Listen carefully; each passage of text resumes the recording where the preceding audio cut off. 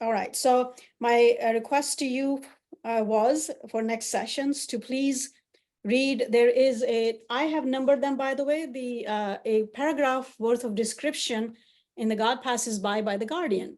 Guardian had described several books in the God Passes By the way, for what they contain, what they're about, and it's the greatest help into understanding the text itself just by that description, right?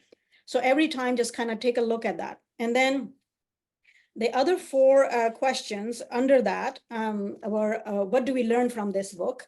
That's my own take. Those are created by me. Take them with a big grain of salt.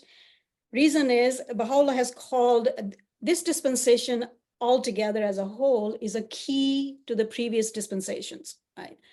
And specifically Kitab-i-Aqdas and Kitab-i-Íqán, the most holy book of laws. It contains certain verities in there that are unlocking the previous dispensations, and especially the Kitab-i-Íqán, right? So, for example, we have for centuries, for thousands of years, we have been debating what this, that, or the other miracle means.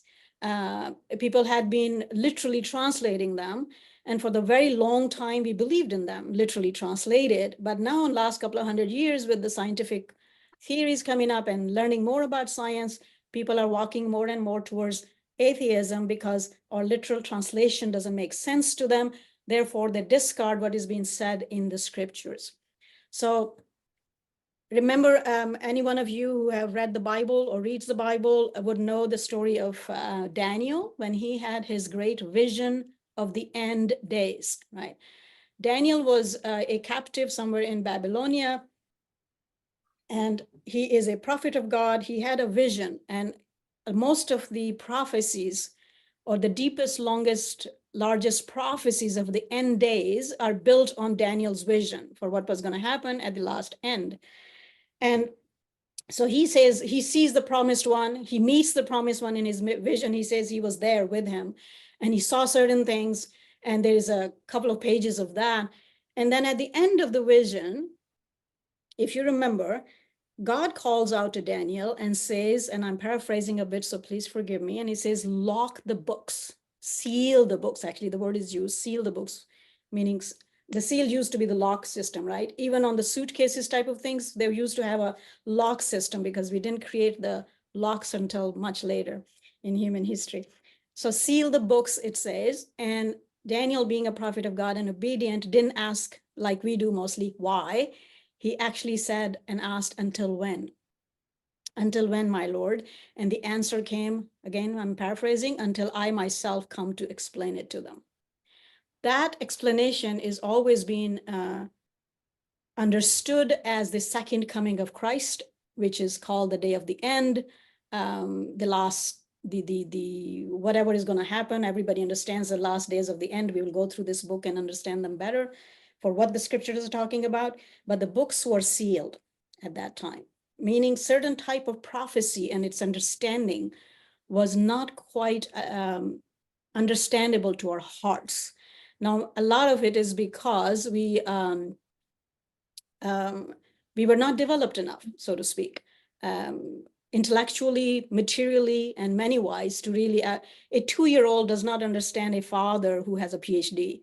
And if the father starts explaining the subjects of his PhD level to a 2-year-old son, the son will have glazed eyes over. And that same son has the potential someday, some point, to understand that, but he doesn't quite understand that now. So it wasn't an arbitrary punishing us sort of thing that, in my understanding, that God did to seal the books. We just couldn't quite get them. So this book claims that it has unlocked all of those mysteries. And I bear witness that it has unlocked all of those mysteries. Those mysteries exist in the Quran all the way to Quranic dispensation, which would happen, what, 2,000 years after Daniel's vision, a little over, right? So because Daniel's vision took place, give or take, 500 some years before Christ, right? So then there's Christ dispensation, and then Islam came 600 years after Christianity, and then Baba and Baha'u'llah declared their mission 1260 years after Islam. We are into 14th century of Islam now, by the way. So the Quran too has a verse that says only 1/3 of this book are accessible The rest is ambiguous. And those whose, it's quite interesting that those in hearts there is a disease, they try to unravel the ambiguous parts more so than they will follow what is actually clear to them. So then Muslim scholars will do this, that many of the verses are what we call allegorical, right?